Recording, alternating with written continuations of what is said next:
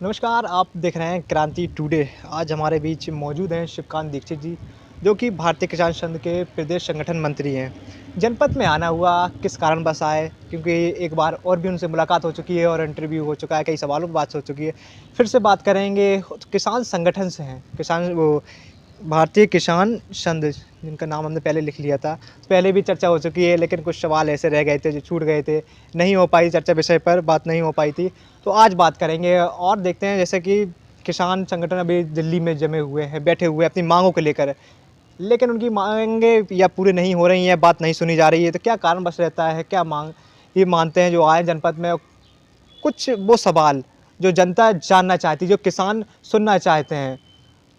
Channel TV तो दिखा देते हैं, बड़े बड़े वो चल रहा है, उनके शो चल रहे हैं, लेकिन ज़मीनी स्तर पर जो नेता हैं या ज़मीनी स्तर पर काम कर रहे हैं जो किसान हैं, उनकी बात कोई नहीं सुनता, नहीं दिखाता है। आखिर वो क्या चाह रहे हैं? उन्होंने तो दिखा दिया कि किसान बड़ा खुश है, लेकिन बुंदेलखंड की हम बात करें, अगर हाल बारिश ना हो या सूखा हो जाए तो यहाँ के किसान भुखमरी कगार पर आ जाता है।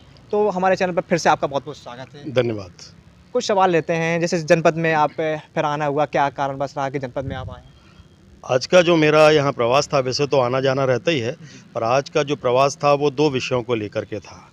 एक तो कोविड काल के बाद लंबे समय बाद आना हुआ है, तो कार्यकर्ताओं के परिवार में क्या स्थिति रही है, किसानों को ग्रामीण क्षेत्र में कोविड के कारण से लाभ-हानि जो कुछ भी हुआ है, वो सब चर्चा करने की विषय था।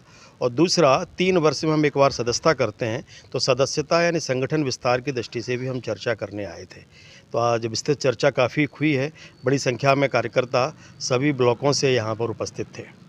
सदस्यता के साथ-साथ जहाँ संगठन विस्तार की बात हम कर रहे हैं, वहीं आम किसान जिसको सभी किसानों को लाभ पहुँच सके, सामान्य किसान को लाभ पहुँच सके, ऐसी कुछ बातों को लेकर के भी हमने सरकार से भी चर्चा की है और आज उन मुद्दों पर यहाँ किसानों की भी सहमति बनाई है।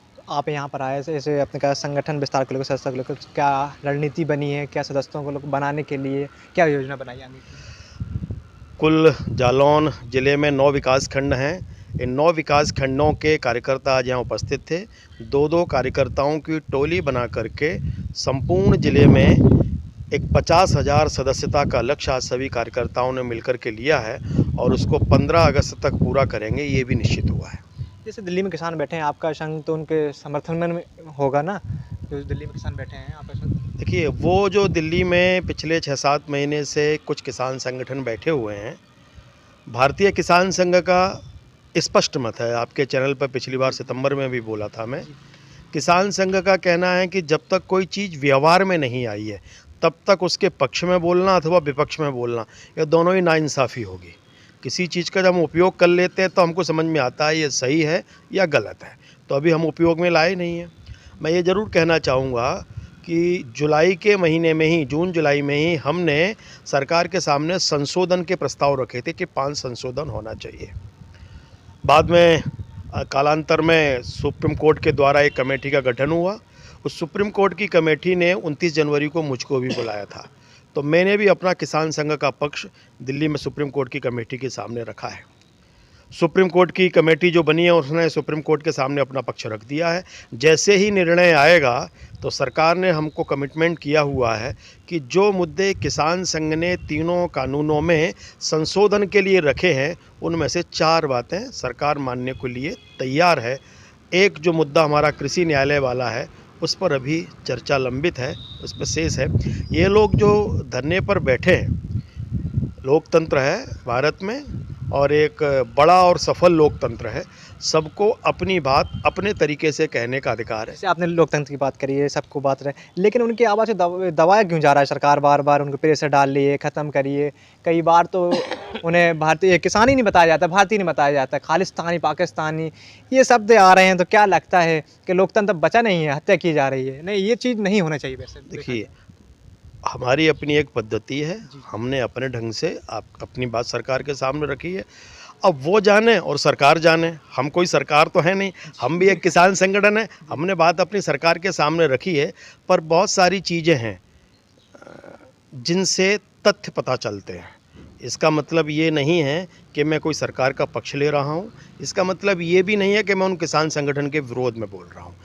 पर कुछ बातें लोकतांत्रिक ढंग से ही करना आवश्यक रहती हैं।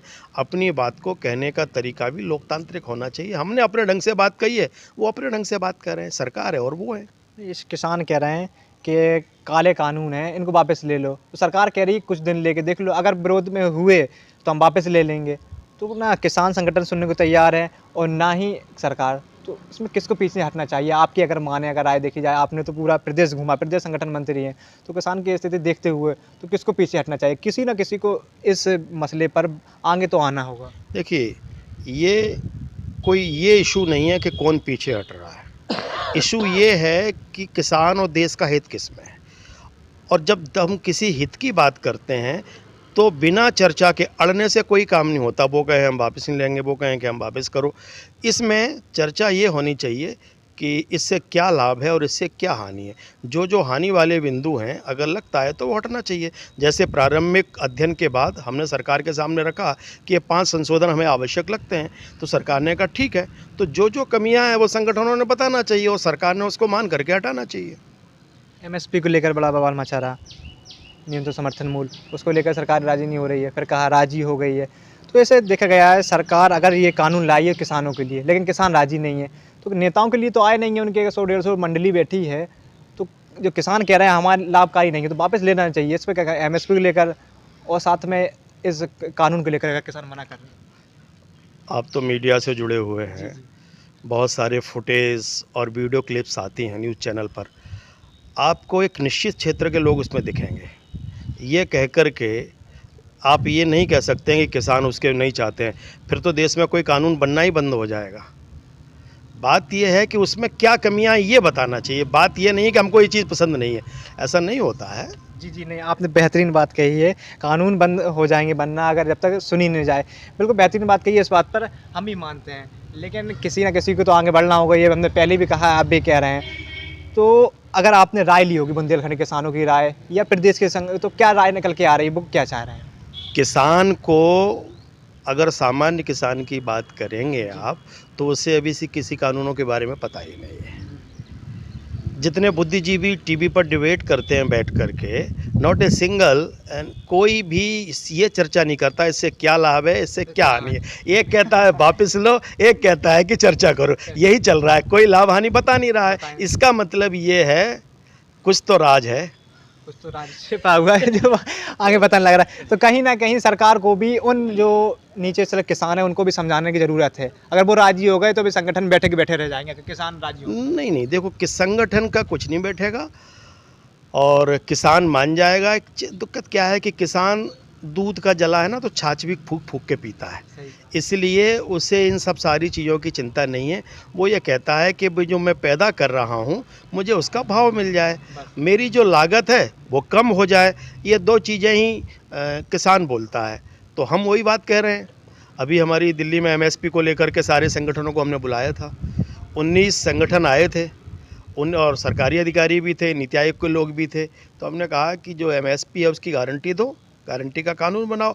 हम तो उस पर चर्चा कर रहे हैं कि इस पे जो आपने एमएसपी घोषित की है किसान का ये खरीदा जाए और लागत कैसे कम हो सकती है, इस पर चर्चा सरकार करे।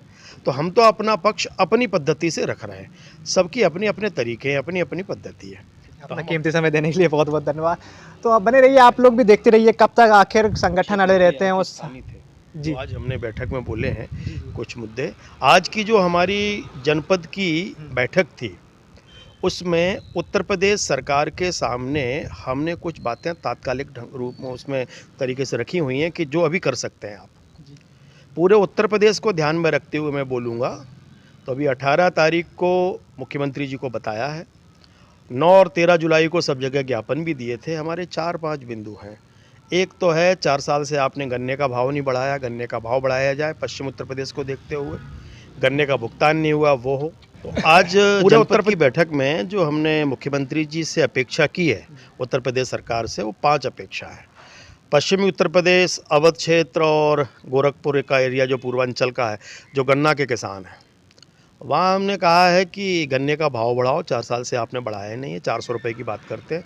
और गन्ने का भुगतान जो 14 दिन में करना चाहिए सुप्रीम कोर्ट के आदेश के हिसाब से, वो नहीं हुआ है, वो करो। पूरे उत्तर प्रदेश को बात में ध्यान में रखते हुए 3 मुद्दे सरकार के सामने और रखे हैं। पिछली बार फसल अवशेष को जलाने के लिए बहुत सारे केस किसानों पर बने और जुर्माना हुआ।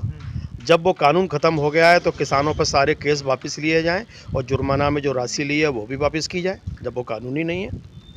एक मुद्दा हमने सरकार के सामने रखा है कि आपकी धान और गेहूं की जो खरीदी है उसमें बिचौलिया बहुत हावी है। सरकार कहती है कि बहुत पारदर्शिता है, पर बिचौलिया इतने हावी हैं कि जो किसान को मैसेज जाता है रजिस्ट्रेशन के बाद में, वो किसान बेचने जाता है, उसका नहीं बिकता है, बिचौलिया बेच के चले जाते हैं और कोटा पूरा हो जाता है। तो हमारा कहना है कि जिस किसान का रजिस्ट्रेशन हुआ है जितनी ज़मीन का, कि मैंने इतने एकड़ में गेहूं बोया है, तो पर एकड़ के हिसाब से जो आपका निर्धारित है रजिस्ट्रेशन के बाद उतना खरीदा ही जाना चाहिए।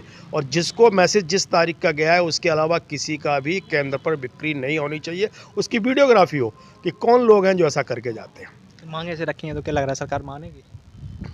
मैदान तो खुला ही है, मैदान तो खुला ही है, सरकार क्यों नहीं मानेगी? नहीं मानेगी तो मैदान तो खुला ही है। एक हमने बात और कही है कि कोविड के काल में आपने सबको सब कुछ दिया है, पर किसान के लिए क्या? किसान तो सबको पालता रहा, तो किसान को भी 4 महीने का बिजली का बिल माफ़ किया जाए। खेती वाला, मैं घरेलू बात नहीं कर रहा, खेती का जो बिजली का बिल है वो 4 महीने का, 12 महीने की जगह हम 8 महीने का भरेंगे। ऐसा नहीं है पिछले अप्रैल मई जून जुलाई का आप कर दो, जो किसान भर चुके हैं उनका क्या होगा? हम साल में 12 की जगह 8 महीने का बिल भरेंगे। जो भर चुके हैं वो आगे 4 महीने नहीं भरेंगे, तो 4 महीने का बिल माफ़ हो। धान और गेहूं की खरीदी में पारदर्शिता, हमने उनको बिंदु लिए हैं, लिख करके दिए हैं।